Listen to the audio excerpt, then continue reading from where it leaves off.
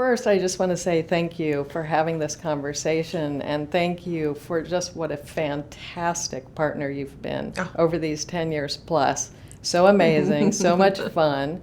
And this last chapter has been particularly fun with waffles and mochi. And I just wanted to ask you about the inspiration. Like, how did you decide to do this? Well, we were actually approached by the co-creators of Waffles and Mochi. They came to us through our production company, Higher Ground, working with Netflix.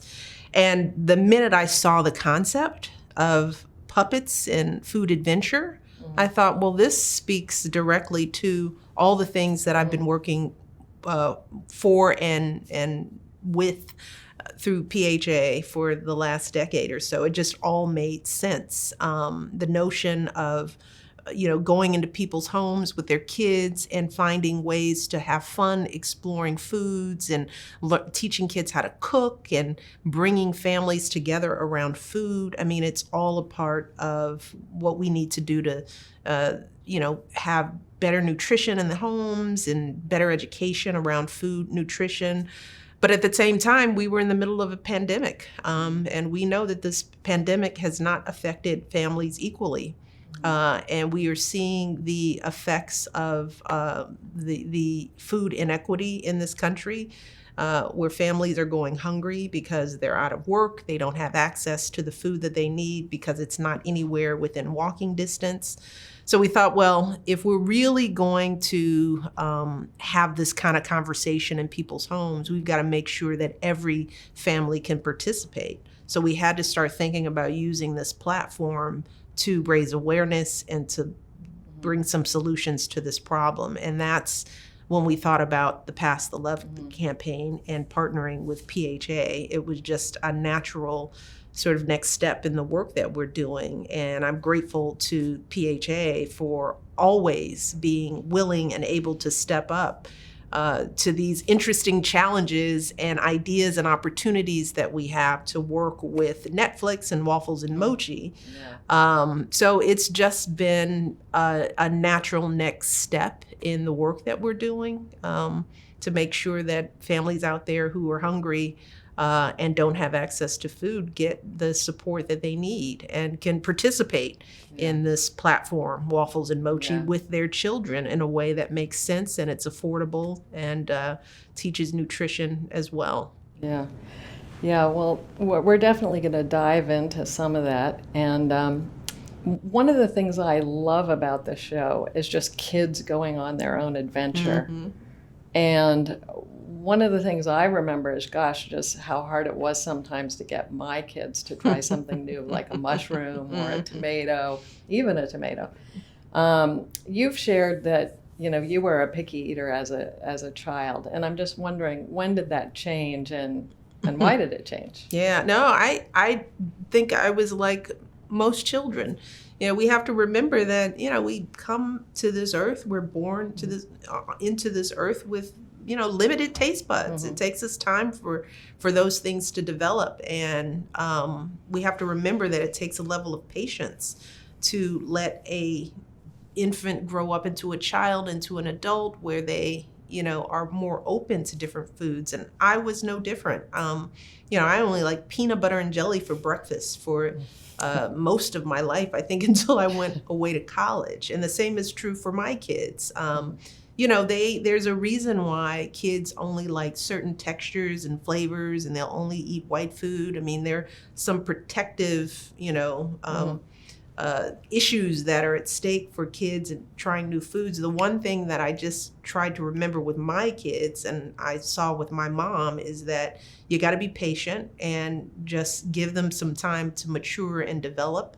But one thing that my mother never did was she was never a short order cook, and that was generational. I think that that's some of the mistake that modern parents make because we try to do everything for our kids. We're afraid that they're going to starve. Well, that was never the issue. In our house, dinner was prepared and you ate what was on your plate. And what happened, because my mother wasn't into cooking for every taste bud, is that we had to try whatever food was given. And so that it developed our taste buds over time, so that by the time I was a young adult and out in the world, I was used to trying different things, and found things that I never thought that I would like enjoyable. Brussels sprouts, cooked properly. Okra, vegetables that were slimy and yucky are now like terrific. And I see that in my own daughters because they were required to try some things, not out of punishment, but just out of this is what we're eating. They're much more adventurous eaters than I was even at their age. I mean, they eat raw fish, they love sushi, they love edamame, they love foods that I never knew existed. But they were exposed early on, and I didn't give them the option of eating whatever they wanted whenever they wanted. They had to eat what we were eating as a family. Yeah, my kids still can't believe we ate liver on a regular basis. Oh, we did too. And now we talk. That was the worst day of the week, liver day. It wasn't weekly. It was like once a month. My mother would make liver because my father liked liver. Yeah. We had said he had taste buds like an old, like an old shoe. He'd eat it if my mother cooked it. But liver was definitely one of those. Yeah, it was one of our regs too. Well, another thing I love about the show is it's all about the joy of food and the adventure of food and the discovery of food, and not so much about the health of food. You know, I like to say health kind of shimmies in through the back door. So talk a little bit about that approach. Well, it's been our approach from the very beginning. When we started Let's Move in the White House, it was more about carrot and less about stick. That, you know, a lot of people, you have to learn to meet them where they are. And if you're talking about something as personal as food, you know, we tried very hard not to be judgmental about it. That by encouraging people with fun and light and optimism was oftentimes a better approach than eat your peas kind of thing. So that's why we planted a garden, because what a better and more fun way to talk about the importance of vegetables than actually getting kids in the dirt, planting and watching something grow. They'd be more inclined to eat it. And the same is true with waffles and mochi. I mean, the whole underlying philosophy of waffles and mochi is that there's no judgment. You'll see in each episode when it comes to each food, there's never a good or bad about it. It just, a mushroom, what is it? Well, let's explore it. And try it if you want to, but this is what it is. And yeah, it's kind of funny and it tastes different in your mouth and it looks a little scary, possibly. But, you know, it's all done with a level of humor and a lack of judgment about, you know, certain foods being good or bad. That learning will happen naturally with kids over time. So waffles and mochi is just, you know, one of the reasons why I was attracted to the concept is that it mirrored what we believed to be true when it came to getting kids to eat healthier. That if you can make them laugh and take them on an adventure and have a little fun with it, that's a better way than a lecture or forcing kids into something that they're hesitant about. Yeah. So right. I think we have to thank you for that, because I think in the public health space, we've been slower to come around to that way of thinking. So important. You know, the charitable system's doing so much good work, but it can't do it all. And it's just not sustainable. And so if we want to really use food as a tool to bring health equity, we have to have healthy, affordable food for sale in every single zip code. And I know you've been a big champion of the private sector and you understand the critical role they play in the food system. But I want to ask, do you think they're doing enough? It's a great question. And first I have to commend PHA on your constant, persistent efforts to eliminate food deserts and address these inequities. You're doing a phenomenal job, and you're doing it with a number of amazing private sector partners, many of whom are working on the Pass the Love campaign, Walmart, Blue Apron. So many are stepping up, and they've been phenomenal partners throughout the year, or throughout the many years we've been working together. But No, we have a long way to go. We have a lot of work still to do. And in order for that to happen, we've got to have more partners. We have to have more of the private sector stepping up. Look, I grew up in a predominantly Black neighborhood, and I wrote about my book that at a time in my life, I saw the community change. You know, a community that was vibrant, that was racially diverse, that had grocery stores and options for people within walking distance. And then as white flight happened and those neighborhoods went from being mixed to predominantly Black, we saw grocery stores moving out, big chains deciding not to locate in grocery stores. And so the whole notion of being able to find fresh produce and make a healthy meal every night became less accessible in communities like mine where I grew up. You know, a family can't have to get on a bus or have a car or take a cab to get a fresh head of lettuce or a nice ear of corn. But sadly, as those grocery stores left communities, all we were left with was, you know, small chains or fast food, and that's the diet of so many people in communities like mine. Look, when you walk into a Walmart, there are aisles and aisles of food everywhere, varieties of cans and boxes. And so in this country, we have enough food. Yeah. There is no reason why people shouldn't have access to food. There's enough of it to go around, an abundance of it. In some neighborhoods, they have more than they can manage.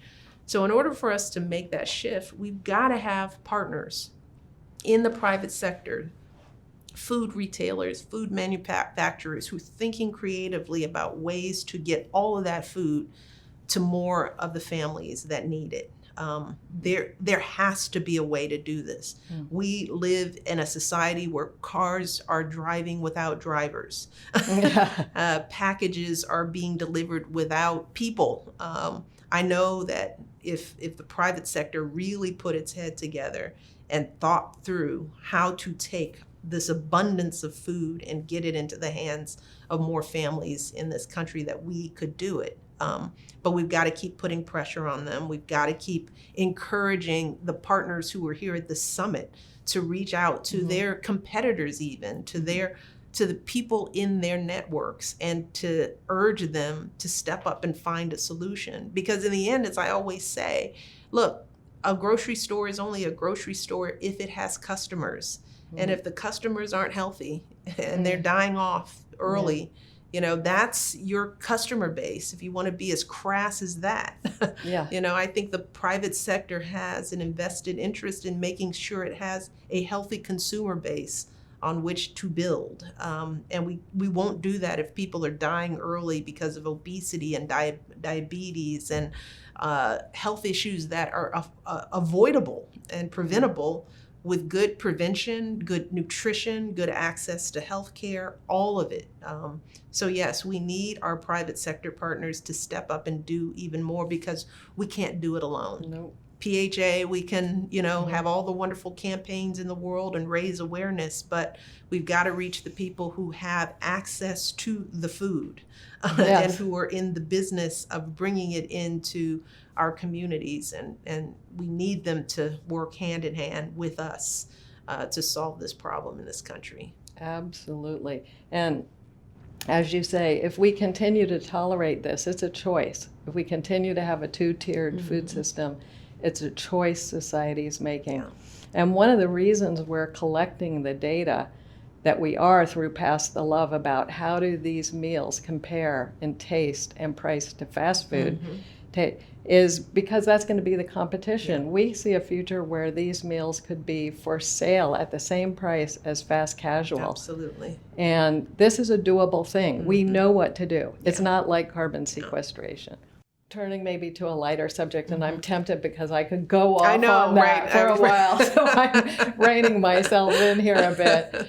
That you know, when you look to the future, whether it be the future of food or just the future of the world more generally, this beautiful, complex, difficult, challenging, glorious world that we live in, What gives you hope? You know, the same things that always give me hope, and it's people. Because so too often we see people not doing the right things, but that's not the whole story. I mean, in communities all over this country, rural, urban, black, white, brown, what have you, of all religious sects, people are doing the right thing. They care about each other. If they know that this issue of food inequity exists, they care. And they do want to step up, and they do want to see their neighbors eating healthy. There is a level of empathy that exists within all of us, that keeps us moving forward. And sometimes we don't see it in the news, we don't see it in TV, but if you've had the opportunity to travel the country like I did, like my family was able to, for the 8 years we were in the White House, that you know that empathy is there. You know that compassion and that desire to step up and help others is there. And that's why we can do the Pass the Love campaign, because we know that when most families go up to that grocery store line to check out their groceries, and they're told that they can feed a family with a small donation, most of them will. Mm-hmm. You know, people would be willing to make sacrifices, mm-hmm. If they knew that the issue existed, if they really mm-hmm. understood the level of hunger. Mm-hmm. Sometimes it's hard to know in the comfort of your own community, not to say that everybody's life mm-hmm. is easy, but when things are okay and you're feeding yourself and your family is good, that's the goal. That's what you're waking up trying to do every day. Sometimes you don't have the time to really understand the challenges that may be going on in the household right across the street from you, down the way, in the same cul-de-sac. It's hard to believe that there are families out there that struggle day to day just to put food on their tables. But when we educate the nation, when we give them the information and we give them clear tools on how they can help and what that sacrifice looks like, people are ready to step up and do it. Mm-hmm. That's why the work of PHA is so important. You know, we have to continue to educate people on this issue, mm-hmm. That in America, in 2021, there are people going hungry in a world that is full of food and abundant, where crops are going unharvested because of some economic decision that's being made. When people understand that issue is happening and they're told this is what you can do to help, they tend to step up. And that gives me hope, that we have to keep doing the work to educate people so that they know that the issues are out there and that there's a clear way that they can make a difference. And young people continue to give me hope, because they're the ones that are watching Waffles and Mochi, and they're seeing things differently. They're learning from our mistakes. They're better informed. They're less picky eaters, because they learn that a tomato is a fruit and a veggie, because a little pink mochi ball made them think to try a mushroom. You know, it's the creativity and of shows like Waffles and Mochi, and the increased access to information that kids are getting at an early age. Yeah. They are benefiting from that, which means that they're gonna grow up being more mindful, and more aware and more educated, so that when they raise their kids or go to college or take on the next generation of jobs, they're bringing their experiences to the table. That's where change happens. Mm-hmm. It's generational. And it's frustrating to think in those terms, because when issues are real and right today, you want to solve them today. But a lot of the work we're doing is laying the foundation to make this next generation healthier, more educated, better aware, and equipped with the tools to solve the problems. Mm-hmm. That's where hope comes from for me. Mm-hmm. Well, I'm hopeful because you're lending your voice to this, which makes a huge difference, and our partners are stepping up. Well, thank you so much for your time. You've been such a rock star for this issue, such a great supporter of PHA. So many times young people tell me that They were inspired by you during those years in the White House to give their whole lives and careers to these issues we care about, using food as a tool for health. So I can't really say how much we appreciate it, how important the work is, and we have to keep leveraging it and get to a better place. Absolutely. And Nancy, let me just thank you and the entire PHA team. There's no way that we could still be having this kind of impact without the work of your organization. And you have lived up to everything that I could have hoped that PHA would be in the world. I know there's a lot left to do, but I think everyone who is within earshot of this conversation should be proud of the work that they're doing. So thank you, and thanks to the entire team.